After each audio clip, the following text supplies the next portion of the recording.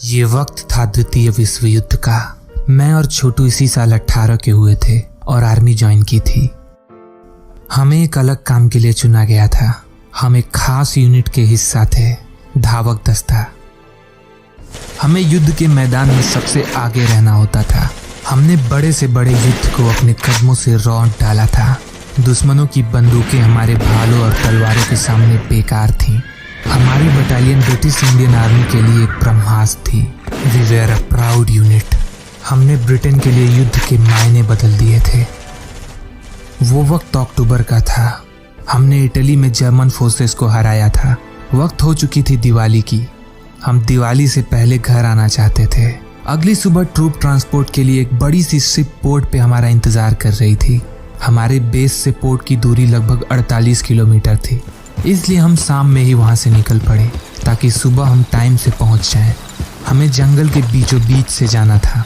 हमने अपने घोड़े निकाले और वहाँ से निकल पड़े। रास्ता काफ़ी सुनसान था। दूर दूर वहाँ जंगल ही जंगल था। चलते चलते शाम से कब रात हो गई हमें पता ही नहीं चला। घने जंगल में केवल हम दोनों वहाँ से गुजर रहे थे।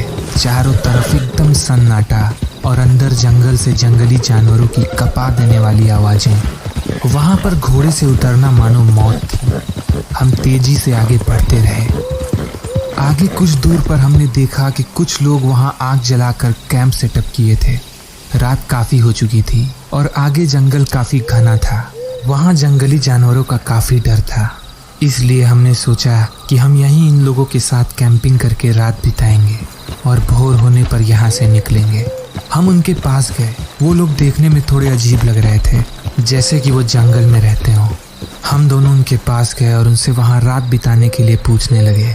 उन्होंने सर हिलाकर हाँ कहा और कुछ पकाने लगे। हमने साथ खाना खाया और वहीं लेट गए। थके हुए होने के कारण कब हमारी आंख लग गई पता ही नहीं चला। कुछ देर बाद अचानक मेरी नींद खुली। नींद खुलने पे मैंने सुना कि कुछ दूर से अजीब सी आवाज़ आ रही थी। जब मैंने बगल में देखा तो छोटू वहाँ से गायब था।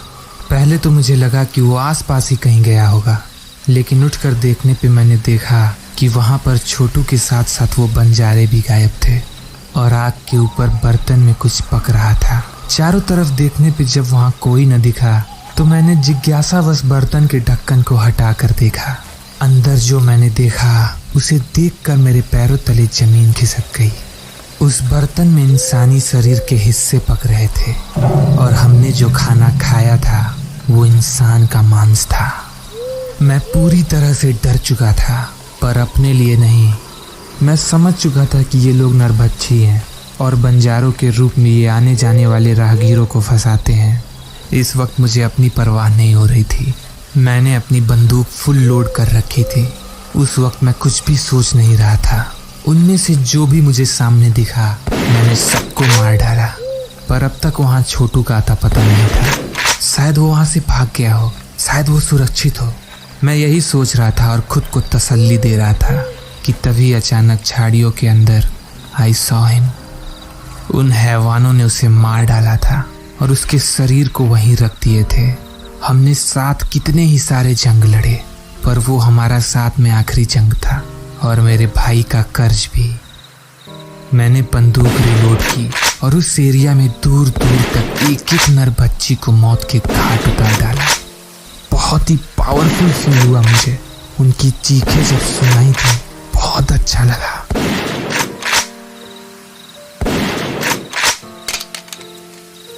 अब बारी थी बस एक आखिरी काम की। उस दिन के बाद मैं किसी और जंग में नहीं गया और वो मेरी आखिरी जंग थी। वो कभी भी बूढ़ा नहीं हुआ। And here I am still. जीवन मृत्यु कौन तय करता है ये सब? सदैव आजाद रहना छोटू।